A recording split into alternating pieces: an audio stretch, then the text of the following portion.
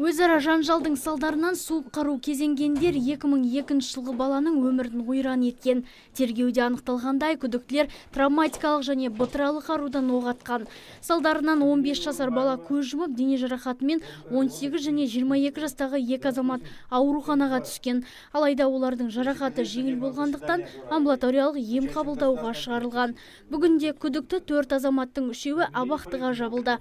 Соның бірі 26 жасар Вазир Сүлейменовке Қазақстан Республикасы қылмыстық кодекстің 5 бабымен айып тағылып 16 жылға сотталды. Ал отбасылы Поляков Анатолий мен орынбасар Орынбаев қылмыстық кодекстің 3 бабымен кінәлі деп танылып 6 жылға темір торға тоғытылды. Қазақстан Республикасы қылмыстық кодекс 58 баптың 3 бөлігін басшылыққа ала отырып, Орынбаев пен Поляковты түпкілікті 6 жыл бас бостандығынан айыру жазасы тағайындалсын. Жазаларын қылмыстық атқару жүйесінің қауіпсіздігі орташа мекемесінде өтесін. Сот процесс аяқталысымен-ақ сотталушылардың туыстары шу шығарып тағайындалған жазамен келіспейтіндіктерін жеткізді. Тіпті қылмыстық атқару жүйесінің қызметкерлеріне қол көтеріп сотталушылармен сөйлестіруді қалады.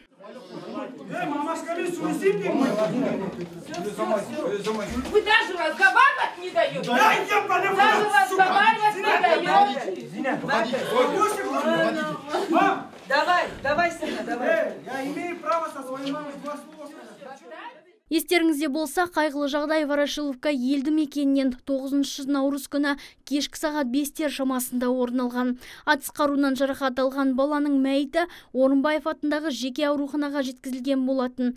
Оның денесін куәгерлер алып келген еді. Алайда бала жол бойында жан тапсырған.